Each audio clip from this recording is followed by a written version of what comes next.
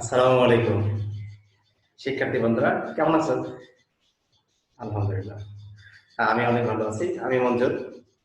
আজকে আমি তোমাদের সামনে উপস্থাপন করব এসএসসি ম্যাথসের দশম অধ্যায়ের দূরত্ব এবং উচ্চতা বিষয়ক যে বেসিক ধারণা, সেই বেসিক ধারণা সম্পর্কে তোমাদেরকে দেওয়ার চেষ্টা করব ইনশাআল্লাহ। আচ্ছা, আমাদের মেইন টপিকসটা হচ্ছে ভূরেখা, ঊর্ধ্বরেখা, উলম্ব তল, উন্নতি কোণ, অবনতি কোণ। চিত্র অঙ্কনের এখানে কিছু কৌশল আছে, সেটা বিষয়বস্তুর বাস্তব ধারণা, অর্থাৎ একটা বিষয় তোমার সামনে উপস্থাপন যখন করা হলো তখন তার বাস্তব ধারণাটা কি, অর্থাৎ এই বাস্তবতার সাথে তার মিলটা কি, সেটা আমরা দেখার চেষ্টা করব ইনশাআল্লাহ। আমাদের প্রধান বিষয়গুলোর মধ্যে প্রথমেই যদি ধরে নিই, দেখি এই এই চ্যাপ্টারটা গুরুত্ব কতটুকু। এই চ্যাপ্টারটার গুরুত্ব কতটুকু? গুরুত্বটা অনেক। যেমন এখানে এই বিষয়টা থেকে দেখা যায়, এই চ্যাপ্টার থেকে প্রায় সময়, অর্থাৎ অধিকাংশ সময় এখান থেকে একটা প্রশ্ন, একটা সৃজনশীল প্রশ্ন চলে আসে। তাহলে আমরা এখানে প্রথমেই দেখতে যাচ্ছি ভূরেখা কি। ভূরেখা হচ্ছে ভূমি তলে অবস্থিত যে কোনো সরল রেখা, এটা হলো ভূরেখা। তাহলে ভূরেখাটা কি? ভূরেখাটা হচ্ছে ভূমি সমতলে, অর্থাৎ ভূমি তলে অবস্থিত যে কোনো সরল রেখাটাই হচ্ছে ভূরেখা। এখন সাপোজ আমি মনে করে নিলাম যে এটা ভূমি, এই ভূমি সমতলের সমান্তরাল এই রেখাটা আমরা ভূরেখা হিসাব করব। অর্থাৎ আমরা সোজা হয়ে দাঁড়িয়ে যে স্ট্রেট লাইনটা করি, অর্থাৎ আমি যে সোজা সামনের দিকে তাকালাম, এটা হচ্ছে আমার স্ট্রেট লাইন, বা এটাকেই আমরা ভূরেখা বলে থাকি। এটাই হলো ভূরেখা। এবার এরপর দেখছি যে ঊর্ধ্বরেখাটা কি জিনিস। তাহলে ঊর্ধ্বরেখা এটা হচ্ছে ভূমি তলের উপর লম্ব যে কোনো সরলরেখা, অর্থাৎ এই যে ভূমিতল, এই রেখার উপর লম্ব রেখাটাই হচ্ছে, যে সোজা আমি একটু সোজা করার চেষ্টা করি জাস্ট। তাহলে এই রেখাটা হচ্ছে, এই যে এখানে যে লম্ব অঙ্কন হলো, এটা হচ্ছে আমার ঊর্ধ্বরেখা। এটা হলো ঊর্ধ্বরেখা, আর এই নিচে যে ভূমি সমান্তরালে ছিল এটা হচ্ছে ভূরেখা। এখন তোমাদের এখানে আরেকটা বিষয় আছে, সেটা হচ্ছে উলম্ব তল। এই উলম্ব তলটা আবার কেমন জিনিস, এটা বুঝতে একটু কষ্ট হয়, তারপরও আমি চেষ্টা করছি। ভূমিতলের উপর লম্বভাবে অবস্থিত পরস্পরছেদী ভূরেখা ও ঊর্ধ্বরেখা একটি তল নির্দিষ্ট করে। ভূমিতলের উপর লম্বভাবে অবস্থিত, ভূমিতল তার উপর লম্বভাবে অবস্থিত। এখন এটাকে যদি আমরা এটা যদি একটা তল হয়, এটাকে যদি এইভাবে দাঁড়াকার ধরি, তাহলে লম্বভাবে অবস্থিত একটা তল, এই তলটাকেই বলা হয় উলম্ব তল। তাহলে আমরা বুঝতে পারলাম ভূমিতলের উপর লম্বভাবে অবস্থিত পরস্পরছেদী ভূরেখা ও ঊর্ধ্বরেখা একটি তল নির্দিষ্ট করে। তাহলে এই যে নির্দিষ্ট করলো, এই তলটাই হচ্ছে উলম্ব তল। পরে আসছি উন্নতি কোণ। উন্নতি কোণটা কেমন জিনিস? উন্নতি কোণ হচ্ছে, আমি প্রথমে বলছিলাম, আমি যদি সামনে সোজা হয়ে দাঁড়িয়ে সামনের দিকে একবার সোজা ভাবে তাকাই, তাহলে আমার এই সরলরেখা রৈখিক বরাবর, অর্থাৎ এরকম এই রেখা বরাবর আমি একটা এই চোখ তাকানোর ক্ষেত্রে আমি একটা রেখা পাই। যদি আমি এই রেখা বরাবর না থেকে একটু উপর দিকে তাকাই, উপর দিকে তাকাইলে আমার এই অংশের সাথে, অর্থাৎ ওই বিন্দুর সাথে কৌণিক বিন্দু এখানে যদি যে কোণটা উৎপন্ন করলো এই কোণটাকে আমরা বলবো উন্নতি কোণ। অর্থাৎ তাহলে উন্নতি কোণ কাকে বলবো, আমরা কিভাবে বলবো? ভূতলের উপরের যে কোনো বিন্দু ভূমির সমান্তরাল রেখার সাথে যে কোণ উৎপন্ন করে, তাহলে ভূতলের এই একটা রেখা, এই রেখার এই বিন্দুর সাথে এই বিন্দু যে কোণ উৎপন্ন করলো সেটা হচ্ছে উন্নতি কোণ। অর্থাৎ এটা উপর দিকে চলে গেল, তাহলে এটা উন্নতি কোণ। তাহলে উন্নতি কোণ বলতে আমরা কি বুঝলাম? তাহলে আমাদের স্ট্রেট লাইনের উপর যে কোনো বিন্দুর সাথে আমার স্ট্রেট লাইনের কোনো বিন্দুর যে কোণটা তৈরি হবে সেটাই হচ্ছে উন্নতি কোণ। এবার দেখব আমরা অবনতি কোণ। সেম কেস, অবনতি কোণের ক্ষেত্রে আমরা যদি এইদিকে স্ট্রেট লাইন সোজা দাঁড়িয়ে থাকি, দাঁড়ানোর পর আমি যদি নিচে অর্থাৎ এই যে ভূমির নিচের দিকে যদি কোনো অংশে আমি তাকাতে থাকি, যদি নিচে কোনো অংশে তাকালে আমার নিচের অংশের সাথে এখানে যে কোণটা উৎপন্ন হলো এটা হলো আমার অবনতি কোণ। তাহলে এই নিচের অংশের সাথে অর্থাৎ সরল রেখার সাথে এই যে ভূরেখা, এই রেখার সাথে নিচের দিকে এই বিন্দুর যে কোণ উৎপন্ন হলো সেটা হলো অবনতি কোণ। তাহলে এটা উন্নতি কোণ, উন্নতি কোণ, আর এটা হচ্ছে অবনতি কোণ, অবনতি কোণ। আমরা বুঝতে পারলাম উন্নতি কোণ, অবনতি কোণ এই দুটো। এরপরে আসছে আমাদের এখান থেকে আমরা পাবো চিত্র, যে আমার এখানে অঙ্কন করতে হবে। এই অধ্যায়ের প্রত্যেকটা প্রশ্নের সাথে একটা করে চিত্র অঙ্কন করতে হবে। এই চিত্র অঙ্কন করার ক্ষেত্রে আমাদের একটু কৌশল অবলম্বন করতে হবে। কখনো প্রশ্নে বলা থাকে যে ভূমির সাথে 30 ডিগ্রি কোণ উৎপন্ন করবে, এটা বলে থাকে। তো ভূমির সাথে 30 ডিগ্রি কোণ উৎপন্ন করা এটা কেমন হবে? তাহলে সেই ক্ষেত্রে ভূমি বড় হবে আর লম্বটা ছোট হবে,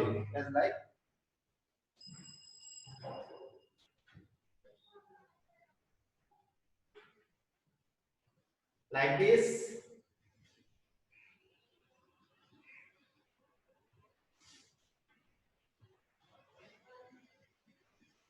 এইখানে যে কোণটা হবে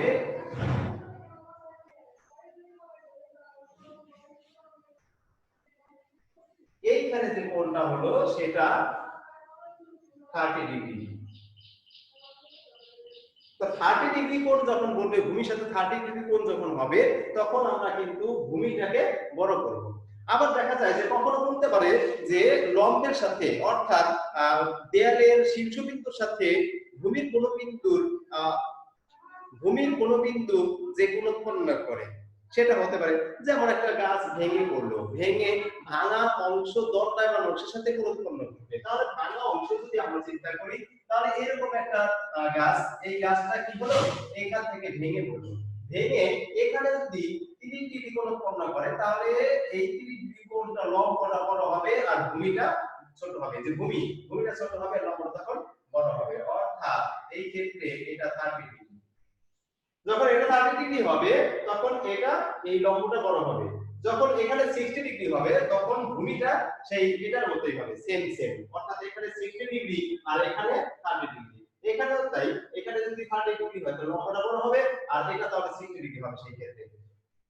সো আমরা বলতে পারি যদি ভূমির সাথে 60 ডিগ্রি কোণ উৎপন্ন করে অর্থাৎ 60 ডিগ্রি কোণ উৎপন্ন করে তাহলে ভূমি ছোট হবে, লম্বটা বড় হবে। যদি ভূমির সাথে 60 ডিগ্রি কোণ উৎপন্ন করে তাহলে সেই ক্ষেত্রে কি হবে, লম্ব বড় আর ভূমি ছোট। অর্থাৎ এখানে 60 ডিগ্রি, আমরা এটাকে সিদ্ধান্ত দিতে পারি 30 ডিগ্রি কোণের ক্ষেত্রে 30 ডিগ্রি কোণের ক্ষেত্রে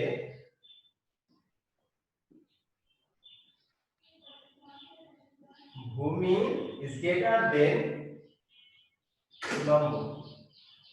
আর 60 ডিগ্রি কোণের ক্ষেত্রে 60 ডিগ্রি কোণের ক্ষেত্রে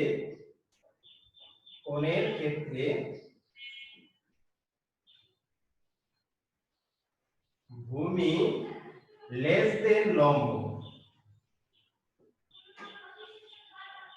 বাকি রইল এখন 45 ডিগ্রি। তাহলে 45 ডিগ্রি কোণের ক্ষেত্রে আমরা এখানে যে চিত্রটা অঙ্কন করব আমি সেই চিত্রটা কেমন 45 ডিগ্রি ক্ষেত্রে 45 ডিগ্রি হলে আমার চিত্রটা আমরা জানি একটি ত্রিভুজের তিনটি কোণের পরিমাণের যোগফলটা হচ্ছে 270 ডিগ্রি অর্থাৎ 270 ডিগ্রি। এখানে যদি 90 ডিগ্রি থাকে এখানে 90 ডিগ্রি ফলে এই দুইটির পরিমাণ হলো 90 ডিগ্রি।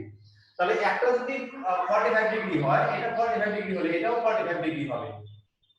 যেহেতু দুইটাই 45 ডিগ্রি সো তাদের বিপরীত বাহুগুলো পরস্পর কি হবে সমান হবে অর্থাৎ ইকুয়াল এই বাহু দুইটি পরস্পর সমান। আমরা এটাকে সমকোণী সমদ্বিবাহু ত্রিভুজ বলতে পারি। তাহলে এই ক্ষেত্রে তাহলে আমরা বলতে পারি 45 ডিগ্রি কোণের ক্ষেত্রে কি বলতে পারি ভূমি ইকুয়াল লম্ব। এই যে তিনটি শর্ত এই তিনটি শর্তকে আমাদেরকে চিত্র অঙ্কন করার ক্ষেত্রে অবশ্যই খুব ভালো করে মাথায় রাখতে হবে। এখন এখানে কথা হচ্ছে যে আমাদের যে বিষয়বস্তু আছে পরের টপিকটা হচ্ছে আমাদের বিষয়বস্তুর বাস্তব ধারণা। বিষয়বস্তু কি জিনিস আসলে আমাদেরকে যে সমস্যাটা উপস্থাপন করলো একটা ক্রিয়েটিভ কোশ্চেনের প্রথমে যে উপাত্ত বা আমরা বলে উদ্দীপক বলে থাকি এই উদ্দীপকটার মধ্যে যে অংশটা দেওয়া থাকে সেটা তার উপর নির্ভর করবে আমাদের এই কি চিত্রগুলো। এখন কথা হচ্ছে যদি এই ক্ষেত্রে কোনো অংশের বলা হয় যে একটা গাছের পাদদেশ থেকে নির্দিষ্ট দূরে গাছের পাদদেশ থেকে নির্দিষ্ট দূরে ভূতলস্থ কোন বিন্দুতে ওই গাছের শীর্ষবিন্দুর উন্নতি কোণ। তাহলে এই ক্ষেত্রে আমাকে দুটোই নির্ণয় করতে বলতে পারে। এখানে বলতে পারে যে ভূতলস্থ ওই বিন্দু থেকে টাওয়ারের পাদদেশের দূরত্ব কত। আবার প্রশ্ন হতে পারে ভূতলস্থ ওই বিন্দুর সাপেক্ষে টাওয়ারের শীর্ষবিন্দুর দূরত্বটা কত। আবার বলতে পারে এখানে তাহলে টাওয়ারের উচ্চতা কত, অথবা একটা গাছের উচ্চতা কত, অথবা একটা মিনারের উচ্চতা কত, একটা দেয়ালের উচ্চতা কত, একটা বাড়ির উচ্চতা কত, বলতে পারে একটা খুঁটির উচ্চতা কত। সো এই অংশের মধ্যে আমাদেরকে কি করতে হবে বুঝে নিতে হবে যে এখানে আমরা কি করব একটা দেয়াল বা একটা টাওয়ার।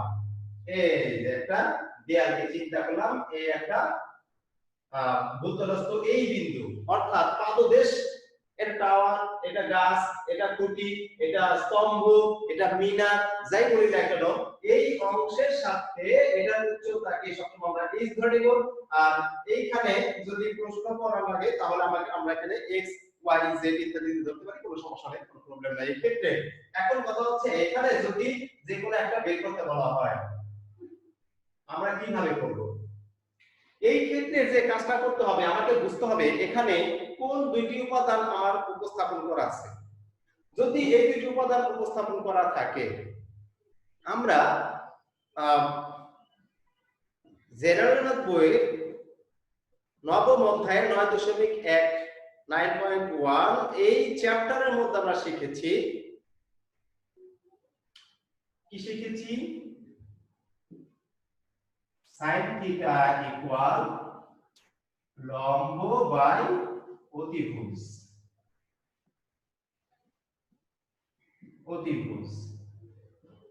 cos থিটা ইকুয়াল ভূমি বাই অতিভুজ। tan থিটা ইকুয়াল লম্ব বাই ভূমি। তাহলে এখান থেকে কিন্তু আমরা তিনটে জিনিস পড়ে নিলাম।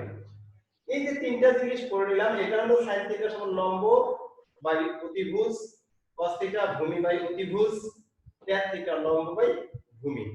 এখন প্রশ্ন হচ্ছে এই যে এই দুইটি উপাদান কোথায় কোথায় আছে? একটা লম্ব, একটা ভূমি। এটা কখন লম্ব হবে, এটা কখন ভূমি হবে, আবার কখনো কখনো এটা লম্ব হতে পারে, এটা ভূমি হতে পারে। আমাকে কিন্তু এই জিনিসটা মনে রাখতে হবে যে আমার এখানে কোনটা, যদি এখানে কোণ হয়, এটা কোণ, এটা থিটা কোণ, আর এটা হচ্ছে আলফা কোণ, সাপোজ আলফা কোণ। তাহলে থিটা কোণের সাপেক্ষে লম্ব এটা, ভূমি এটা। থিটা কোণের সাপেক্ষে লম্ব এটা, ভূমি এটা। আলফা কোণের সাপেক্ষে এটা লম্ব, এটা ভূমি। এই ক্ষেত্রে কিন্তু মজার বিষয়টা হচ্ছে যে কোণটা পরিবর্তন হওয়ার সাথে সাথে ওদের দুইটার মান কিন্তু পরিবর্তন হয়ে গেছে। আর আমরা ওখানে আরো পড়েছি সমকোণের বিপরীত বাহুটা সবসময়ই অতিভুজ, অর্থাৎ এটা কখনো পরিবর্তনশীল নয়। অর্থাৎ সমকোণের বিপরীত বাহু, এটা সমকোণ থাকলে এটা বিপরীত বাহু, এটা কিন্তু অতিভুজ। তাহলে এটা অতিভুজ। এই ক্ষেত্রে এই চিত্রটা যদি উল্টা করে দেওয়া হয়, সাপোজ এরকম যদি দেওয়া হয়, তাহলে কেমন হবে? সেই ক্ষেত্রে কিন্তু এটা অতিভুজ হবে, এটা অতিভুজ। উল্টা করে দিলাম। এখন যদি এটাকে আরো একটু বিদ্যুটে করা হয়, যেমন এরকম একটা চিত্র হলো, সেই ক্ষেত্রে আমরা বুঝবো কিভাবে? যেমন এখানে সমকোণ আছে, তাহলে সমকোণের বিপরীত বাহুটা অতিভুজ, তার মানে এটা অতিভুজ। সো আমার অতিভুজ চিনতে আগে অতিভুজটা আমাকে চিনতে হবে। যদি অতিভুজটা চিনতে পারি তাহলে আমার সমকোণটার সাথে অতিভুজের সম্পর্ক, আর সূক্ষ্মকোণের সাথে ভূমি আর অতিভুজ থাকবে সবসময়। সূক্ষ্মকোণের সাথে এটা মনে রাখতে হবে বিষয়টা, সূক্ষ্মকোণের সাথে সবসময় ভূমি আর অতিভুজ থাকবে। যেহেতু সূক্ষ্মকোণের সাথে ভূমি আর অতিভুজ থাকবে, কারণ সূক্ষ্মকোণ এটা হলে ভূমি এটা, অতিভুজ এটা। তাহলে বাকি থাকলো একটা লম্ব, সেটা এটা লম্ব। আবার যদি এটা সূক্ষ্মকোণ হয়, অর্থাৎ আমি যদি বলি এই কোণকে নির্দেশ করে দেই আলফা কোণের সাপেক্ষে, তা আলফা কোণ কোনটা? এটা আলফা কোণ। তা আলফা কোণের সন্নিহিত বাহু হচ্ছে কি এটা, অতএব এটা ভূমি আর এটা হচ্ছে অতিভুজ। বাকি রইল কি? লম্ব। সাবাস। এখন কথা হচ্ছে যদি আমার এই দুইটার সাথে সম্পর্ক করতে বলা হয়, তাহলে আমরা কিন্তু এই যে ট্যান, এই ট্যানে চলে যাব। এবার দেখা গেল না আমার এইটার মান নাই, এখন এই মানটা আমাদের কাছে নেই, আমাদের কাছে আছে এই মানটা, এটা মনে করলাম y, এই মানটা আছে। তাহলে আমাদের কি কি জিনিস আছে? কোন দুইটা জিনিস আছে? এই ক্ষেত্রে কিন্তু এই জিনিস, এই মানটা আছে, এই মানটা আছে, কি আছে? ভূমি আর অতিভুজ আছে। এখন আমরা এখানে দেখি না ভূমি আর অতিভুজ কোথায় আছে? এখানে ভূমি আর অতিভুজ আছে। সো আমরা কিন্তু লিখব cos θ সমান, সেই ক্ষেত্রে লিখব cos θ সমান x by y। এখন যদি বলি cos আলফা সমান কত হবে, তাহলে cos আলফা কিন্তু এখান থেকে বের করতে পারবো না। আমরা কিন্তু এখানে যদি আলফা কোণের সাপেক্ষে মান বের করতে হয়, তাহলে কিন্তু আমরা এখানে লব আর অতিভুজ হবে। তাহলে আলফা কোণের সাপেক্ষে কি হবে? sin আলফা, sin আলফা সমান আমরা বলবো তাহলে x by y। সো আমরা কিন্তু বুঝতে পারলাম এই কোণের sin আর এই কোণের cos দুইটা সমান, এই কোণের sin আর এই কোণের cos এই দুইটা কিন্তু সমান, এটা কিন্তু মাথায় রাখতে হবে বিষয়টা। সো আমরা এরপরে যেতে পারি যে আমার এখানে দেওয়া আছে কি লম্ব আর অতিভুজ, এখানে পাইলাম লম্ব ভূমি, এটা পেলাম ভূমি আর অতিভুজ, এটা পেলাম। এই সবগুলোর সাথে সম্পর্ক হবে যদি আমি এখানে এইটার সাথে এটার সাথে এটার সাথে তিনটাই যদি থাকে, তখন আমরা কি করব? তখন সেই ক্ষেত্রে আমাদেরকে যে কোনো দুইটার সাথে আগে মানটা নিতে হবে, একটা অজানা মান বের হবে। সেই ক্ষেত্রে যে কোনো দুইটার সাথে একটা অজানা মান বের হবে।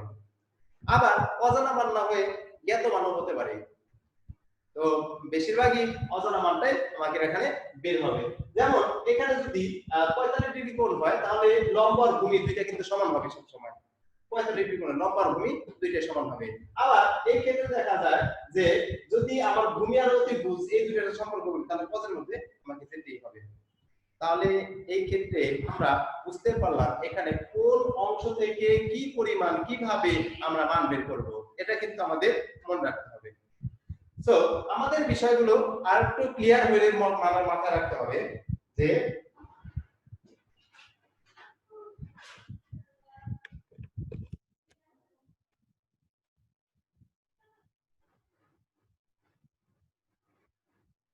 এই যে লম্ব ভূমি অতিভুজ এই তিনটি কেমন ভাবে আছে, কার সাপেক্ষে হবে, কোণ কোথায় হবে। এখন কোণের সাথে লম্ব ভূমি অতিভুজ এই তিনটার সম্পর্ক আমাদের করে নিতে হবে। তো আজকের এই অধ্যায়ের যে বেসিক ধারণা, এই বেসিক ধারণাগুলো আমি উপস্থাপন করার চেষ্টা করলাম। আশা করি সবার ভালো লাগবে। আসসালামু আলাইকুম ওয়া রাহমাতুল্লাহ।